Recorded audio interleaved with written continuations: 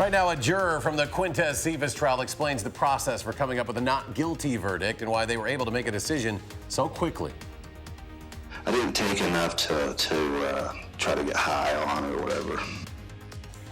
And the trucker accused in a school bus crash says he took prescription medications as prescribed by his doctor and explains why road construction is a factor in the case. Plus, Dane County officials are investigating white supremacist flyers found in a handful of neighborhoods, what they say you should do if you come across one. From the Channel3000.com Alert Center, this is News 3 Now at 6. A juror who helped decide the not guilty verdict in the former Badger football player Quintez Cephas' criminal trial is sharing some insight into that decision tonight. Cephas was found not guilty of sexually assaulting 2 young women. Madeline O'Neill sat down with her, and she tells us why it didn't take the jury more than an hour of deliberation. After closing arguments in court, the jury was back in what felt like no time with a verdict one juror says was a quick decision for everyone.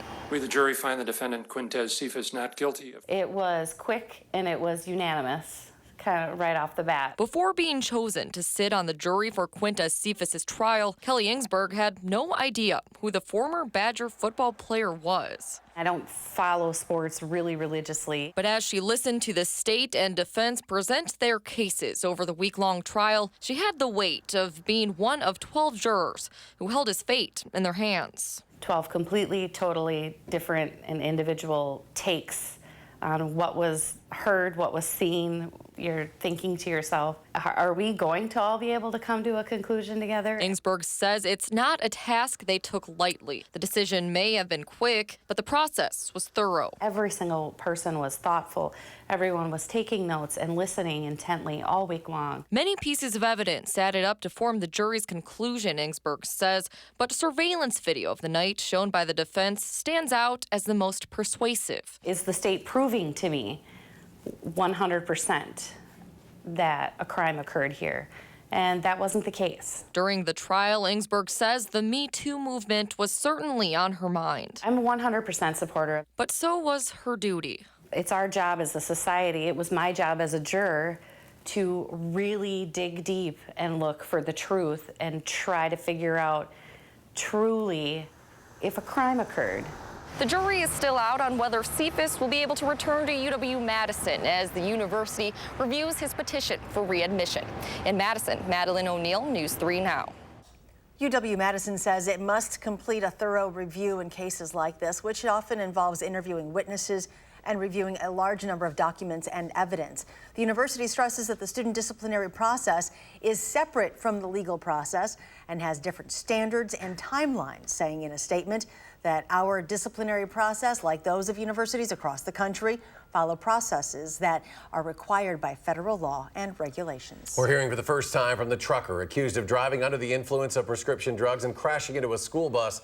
Wayne Murphy described construction conditions along the interstate the day of the crash. He said one direction was closed for construction, so both directions of traffic were on the same side of the interstate. The lanes are shorter. Sometimes they rush through there. The lines aren't always straight. I mean, there are a bunch of different variables. Murphy testified those conditions and uneven levels between concrete and new blacktop may have made it appear that he was driving erratically as he tried to navigate his top-loaded trailer. Murphy said he took his anxiety medication as prescribed, and the amount he took was not enough to get high. Closing arguments just wrapped up about a half hour ago, and we will continue to follow this story and have updates when a verdict from the jury comes in at Channel3000.com.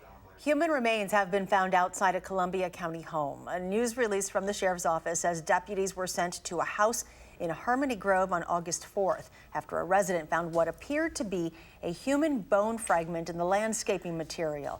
The exact location and description of the remains are being withheld to protect the investigation's integrity. Sheriff Roger Brandner reminded citizens that the body of Beth Coots, who went missing in July 2000, still has not been found. Her estranged husband, Dan Coots, was convicted of her murder in 2001, but refused to disclose the location of her body. A Missouri judge has set a hearing a month from now to determine whether there's enough evidence to try a man for tampering with the rental vehicle of 2 missing Wisconsin men. Brothers Nick and Justin Demol from Shawano County were on a trip for their cattle business when they disappeared after visiting Garland Joey Nelson. Nelson reportedly drove their rental vehicle from his farm to a commuter lot where it was found, abandoned. Human remains found on Nelson's farm still have not been identified 2 weeks after being discovered. To weather now, we're getting a little break from the rain. Let's check your first alert forecast with Chief Meteorologist Gary Canolti. Gary? Hurricane may be a short one, though. We could see some showers and thunderstorms later on tonight.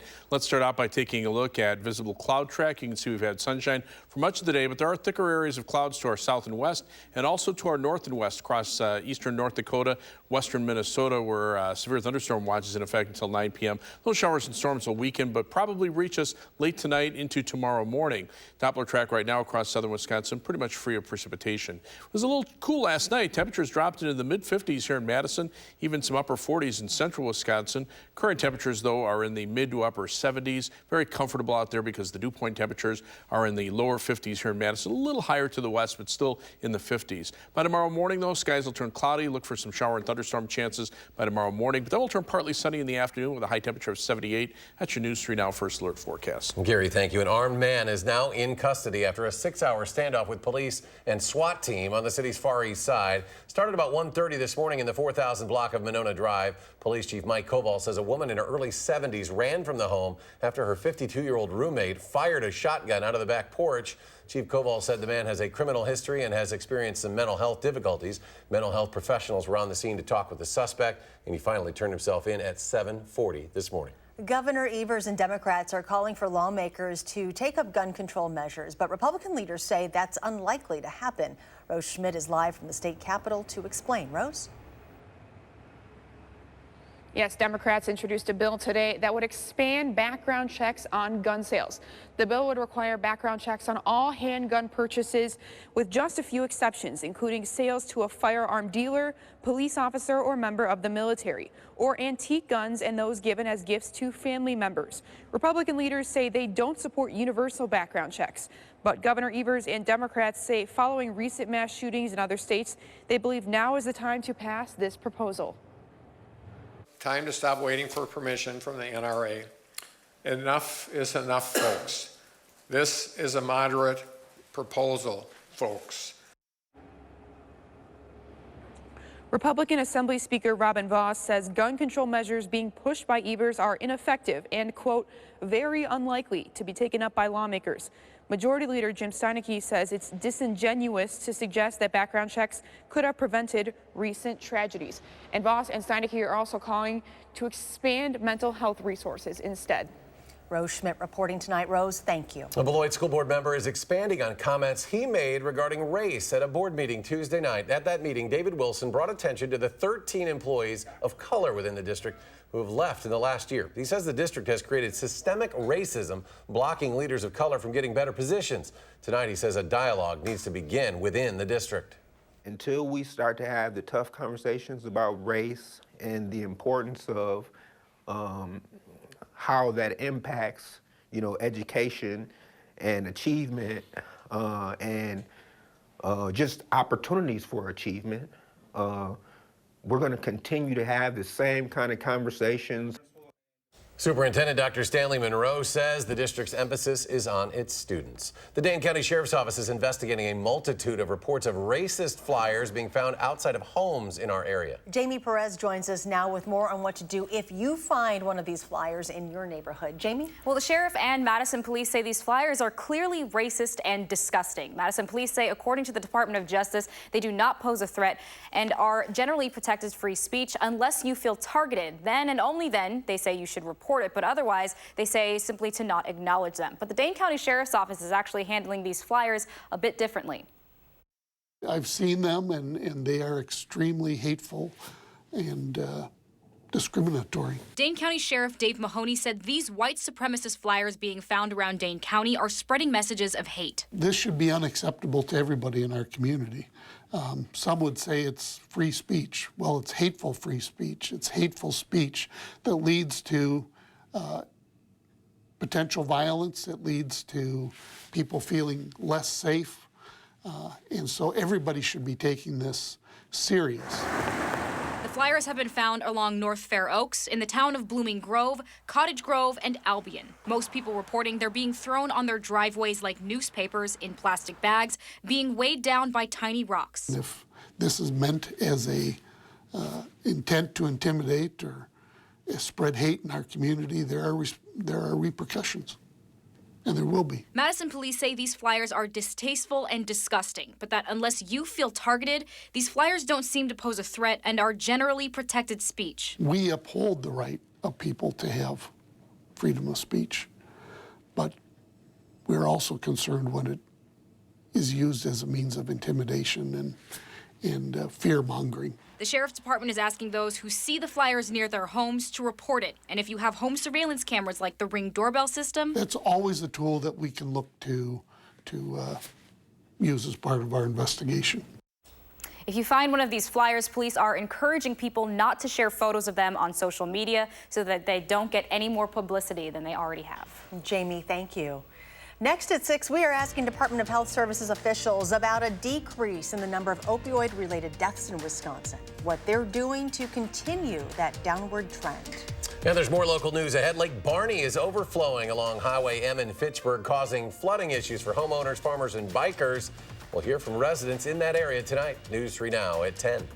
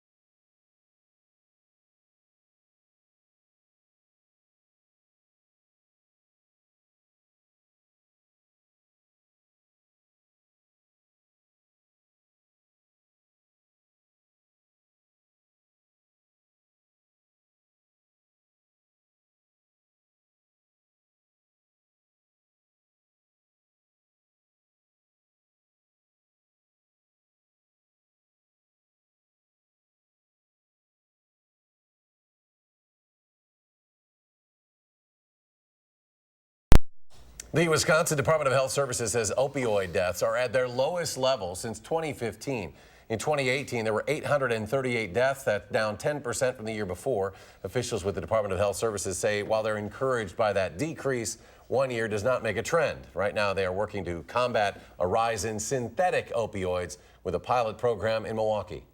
Providing individuals, active drug users, with fentanyl test strips so that they're able to test the drugs prior to using, and then if fentanyl is present in the drugs, hopefully choosing then not to use that current substance that they have.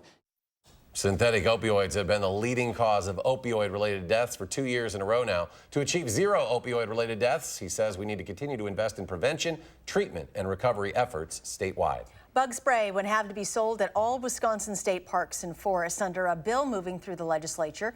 An Assembly committee heard the proposal today. It was introduced to prevent Lyme disease. The number of cases has more than doubled over the last decade in Wisconsin, according to state health officials. It would cost about $15,000 to create a system to sell insect repellent, but sales revenue is expected to cover ongoing cost. Local officials in Dane County are working to reduce the effects of climate change. Madison Mayor Satya Rhodes Conway and Dane County Executive Joe Parisi announced the Sustainability Leaders Collaborative today, which aims to advance clean green energy programs for Dane County. Each group has a specific focus, including solar development, renewable fuel usage for municipal fleets, energy efficiency and sustainability for facilities, and green infrastructure to manage runoff from heavy rains. It's the commitment of this community to being sustainable, to addressing climate change, to to maintain the quality of life that we so enjoy here while we grow as a community. Both public and private sectors are looking at sustainability strategies to work toward a healthier environment. The four groups will reconvene in the winter to further those sustainability efforts and discuss the progress that each group has made. Coming up, the Badgers starting quarterback is still TBD. We'll hear from a redshirt freshman fighting for that spot. And a break from the rain today, but as Gary mentioned, some shower and thunderstorm chances return. He'll share how it might impact your weekend just ahead.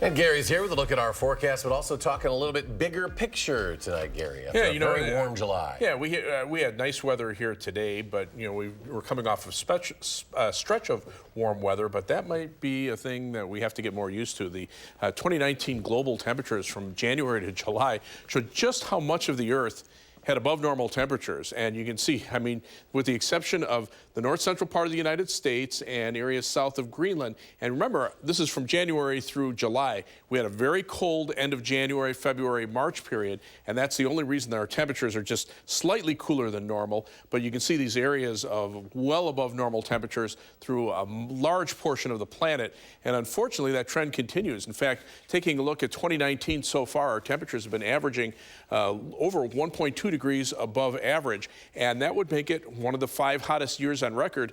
And look at where the other 5 years fall. I mean, in the last 5 years, our temperature trends have been increasing. The other thing to notice is we take a look at record high and record low temperatures, those big extremes. Well, you can see back in the 60s, we had more record low temperatures than high temperatures, and that was a period of cold weather around here. But take a look at the 2000 teens so far. more than 4 out of 5 records that we're setting, and this is for Madison itself.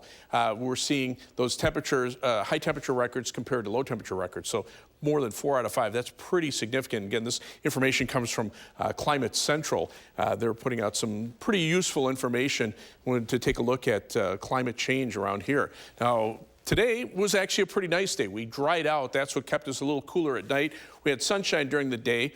Warmer weather out to the west starting to trigger some thunderstorms across parts of Minnesota and North Dakota. Nothing really imminent here, but to the west, there's some strong thunderstorms, severe thunderstorm watch for parts of eastern South Dakota. Those storms will weaken before they reach us tomorrow morning. We'll see them late tonight tomorrow morning. And then on Saturday, we could have a marginal risk of severe thunderstorms south and west of Madison. That will be mainly Saturday afternoon, late Saturday afternoon and Saturday night. Rainfall amounts probably will end up in the 1/4 to 1/2 inch range through early Sunday morning, but we could see some heavier amounts in excess of an inch or two in heavier thunderstorms. Otherwise, we take a look at the live view from the Queen Bee Radio sky cam. You can see skies actually look pretty nice out there. It's hazy sunshine that we're seeing. The WISC sky cam showing partly cloudy skies, just a few cumulus clouds there out to the west, and the Edgewater sky cam in downtown Madison showing the Capitol lit up in sunshine. As we check out our almanac for today, again, our temperature is a little bit below average. 77 the high for today, low temperature at 55. And right now our temperature pretty comfortable, 75 degrees. Skies are partly sunny. Winds are out of the south at 9 miles per hour. But the humidity is down. That's because the dew point temperature is in the lower 50s. And it looks like we'll start to become more humid as we head into the weekend. Last night, temperatures were in the 50s through much of the state, 48 with a low in Rhinelander. But you can see high temperatures today generally in the mid to upper 70s, or current temperatures. A few places have been around the 80-degree mark. So our forecast calls for partly cloudy skies this evening. Then we'll turn cloudy overnight with some thunderstorms toward morning. Low temperature at 60. For tomorrow, look for showers and thunderstorms in the morning, then some sunshine in the afternoon as our high temperature gets up to 78 degrees. On future track, quiet this evening. Shower and thunderstorm chances come in later on tonight into tomorrow morning, and then we start clearing out tomorrow afternoon. Highs in the upper 70s. Tomorrow night should be dry with low temperatures in the lower 60s, maybe some patchy fog. Saturday, dry for much of the day. High temperatures around 80. There could be a shower or thunderstorm chance late in the day, and again, heavier amounts of precipitation just in heavier thunderstorms. But notice those high temperatures next week, well into the 80s for the entire week. Coming up, if you thought tonight would be the night that Aaron Rodgers and the Packers rolled out the new offense against the Ravens, have an injury update on deck.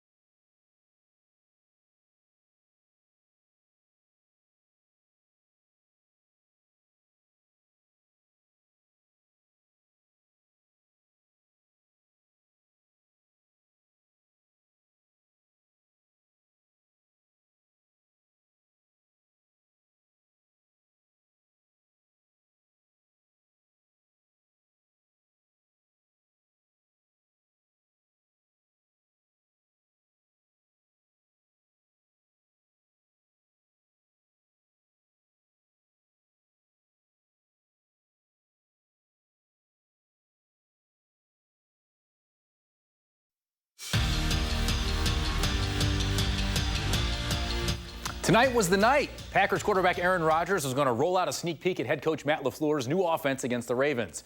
Tonight was the night. It's not going to be. The Packers announced Rodgers won't play tonight in Baltimore. He has tightness in his back. The team says the move is a precaution. Running back Aaron Jones has a hamstring injury, but other than that, all the offensive starters should see some playing time tonight against the Ravens. Kickoff on the Packers TV network coming up just after 6:30.